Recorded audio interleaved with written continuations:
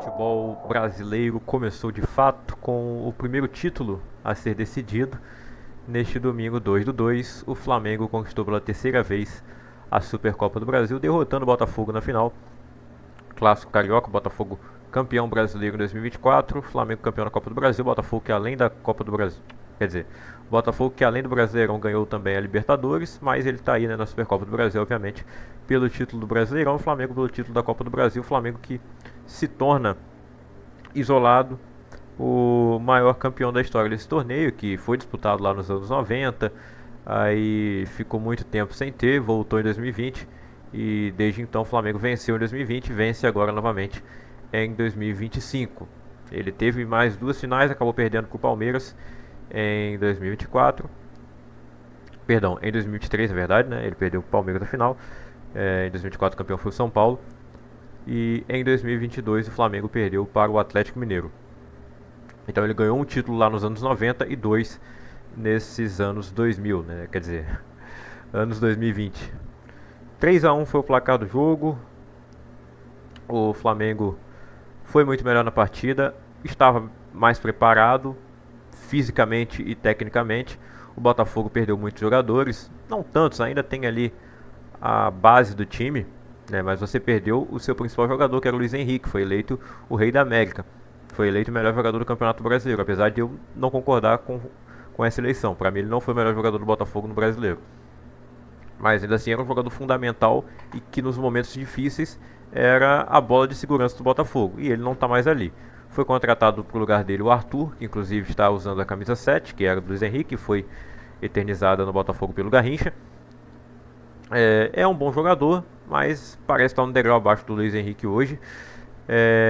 E também ainda não se adaptou ao time. Não que ele esteja sem ritmo, porque ele estava jogando lá na Rússia, mas o futebol brasileiro é diferente e ele não está encaixado nesse time do Botafogo, que nem treinador tem. Esse é o principal fato, né? Perdeu o Luiz Henrique, perdeu o Almada, duas perdas aí no time inestimáveis, mas não tem treinador também.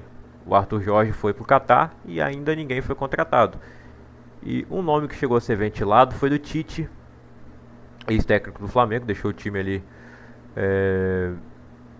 no começo de novembro, ou antes de novembro, né? Enfim, antes da final da Copa do Brasil, se ele tivesse ficado antes da semifinal, né?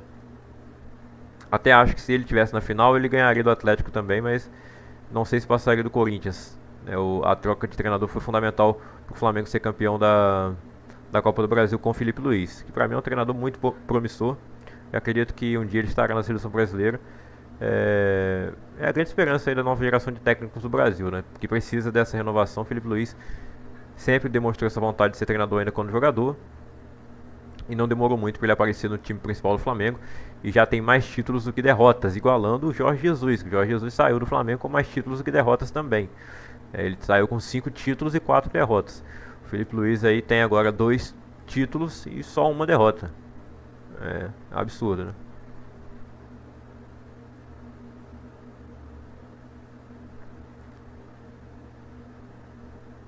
Mas voltando aqui ao time do Botafogo, né? O Lucas Halter sendo titular, a torcida já estava reclamando muito, reclamou muito dele ano passado e reclama ainda esse ano. Ele acabou realmente entregando ali um dos gols, né? Ele falhou ali no gol do Luiz Araújo, que golaço. O jogo foi interrompido aos 15 minutos por conta da chuva, forte chuva lá em Natal, nessa época do ano é bem comum. Mesmo assim a CBF quis marcar o jogo lá. Aí a partida ficou interrompida ali por uns 25 minutos, mas até que a drenagem funcionou e quando voltou estava bem melhor do que antes. Porque assim, até os 15 minutos quando a partida foi interrompida, já estava ruim. Eu acho que deveria ter parado antes, né? Esperou o Flamengo fazer 1-0 para parar. No pênalti, que inclusive se não fosse a poça ali, eu não sei se aconteceria. Não estou dizendo que não foi pênalti, foi pênalti. Mas eu acho que se não tivesse a poça, talvez o tempo da bola fosse outro. Ele conseguisse pegar a bola, né? Foi o Lucas Alter que fez o pênalti, para variar, né? Ele entrega um gol e faz o pênalti também. E aí o Bruno Henrique bate o pênalti, o John chega a tocar na bola, mas não consegue evitar o gol. Será que é porque a bola escorregou, estava molhada? Eu acho que não, né? O chute foi forte, ele foi com a mão leve na bola. E aí gol do Bruno Henrique para abrir o placar, depois um golaço do Bruno Henrique com participação do trio de ataque do Flamengo, sem o centroavante fixo, ou o Bruno Henrique fazendo essa função na verdade, sem o centroavante de origem, eu quero dizer. O trio de ataque formado ali por Gonzalo Plata, Michael e Bruno Henrique. Quando o Gonzalo Plata chegou, a expectativa no Alcaraz era bem maior, né? O Alcaraz sai, emprestado agora para o Everton da Inglaterra, ele volta para o futebol inglês, estava antes no Southampton, à época ainda na segunda divisão. E o Carlos Alcaraz foi a contratação mais cara da história do Flamengo e agora ele vai ser negociado com o Everton, um empréstimo com uma opção de compra obrigatória. Obrigatória ele a compra por parte do Everton, o Flamengo vai recuperar o investimento perdido no Alcaraz. Já o Gonzalo Plata, que no começo não jogou bem, naquele jogo contra o Peñarol, na eliminação da Libertadores, ele foi um dos piores em campo, errou tudo que tentou, mas na final da Copa do Brasil fez um golaço, participa da jogada desse gol, né? Ele escora de cabeça depois do lançamento do Rossi, então a jogada foi do goleiro para o trio de ataque, terminando com uma finalização perfeita do Bruno Henrique, sacramentando não, né? Que ainda o Botafogo fez o gol no segundo tempo, teve o terceiro gol do Luiz Araújo, mas encerrando ali no primeiro tempo o placar de 2 a 0, golaço do Bruno Henrique. No segundo tempo tem o gol do Luiz Araújo, um golaço também de cavadinha. E aí o Patrick de Paula, que esteve escanteado nas últimas temporadas do Botafogo, foi emprestado para o Criciúma, voltou, jogou os jogos iniciais do Campeonato Carioca antes do time titular, e ele entra no segundo tempo e faz o gol, aproveitando ali o rebote dado pelo goleiro Rossi. Foi quando o Botafogo teve a sua melhor chance. Teve alguns chutes de longe ali do Alex Telles, mas nenhuma jogada muito bem trabalhada do time do Botafogo. Tanto que quando conseguiu marcar, foi no bate-rebate, onde o Rossi acabou jogando a bola pro meio da área. E o Patrick de Paulo estava ligado ali para diminuir o placar para o Glorioso, né, fazendo o gol de honra do Botafogo. Na sua primeira disputa de Supercopa, ele perde, né, porque quando ele ganhou o Brasileiro em 95 já tinha parado a Supercopa. E é isso aí, 3 a 1 pro Flamengo, tricampeão da Supercopa.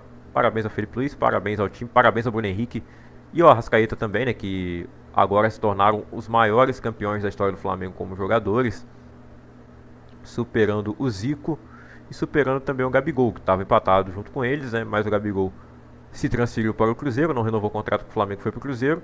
Bruno Henrique e Arrascaeta continuam no Flamengo e podem ganhar ainda mais títulos. Agora eles têm 14 títulos na história do clube, ninguém tem mais do que eles, e o Bruno Henrique foi decisivo em mais um título, né? Ele é o famoso rei dos clássicos cariocas, principalmente o Botafogo é sua vítima favorita, e depois vem o meu Vasco. E o Bruno Henrique até ganhou uma coroa no final do jogo, né, de melhor em campo. Ano passado o Rafael que ganhou a Supercopa, que desde a morte do Pelé foi batizada de Supercopa Rei, e o craque da partida recebe a coroa. O Bruno Henrique disse que se pudesse dividiria daria uma coroa para cada jogador do Flamengo, né? Enfim, a entrevista do Bruno Henrique sempre vale a pena assistir, que é engraçado, né? O cara é muito autêntico e joga muito, né? Agora, para a sequência da temporada, eu prevejo aí um Flamengo que vai brigar forte pelos títulos. O Felipe Luiz tendo tranquilidade para trabalhar, a torcida ama ele e ele é um bom treinador, acredito que ele vai fazer um bom trabalho à frente desse time.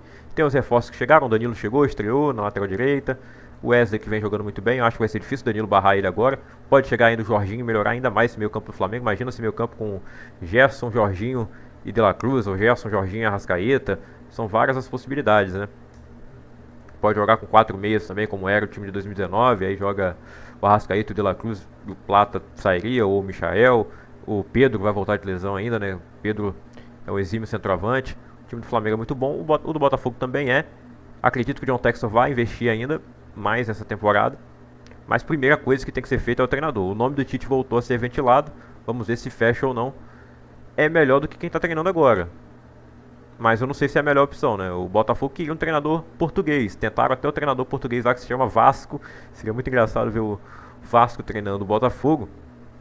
Mas parece que o negócio não tá andando porque ele não quer vir morar no Brasil. Dá pra entender, né? Principalmente depois dos acontecimentos deste final de semana lá em Pernambuco.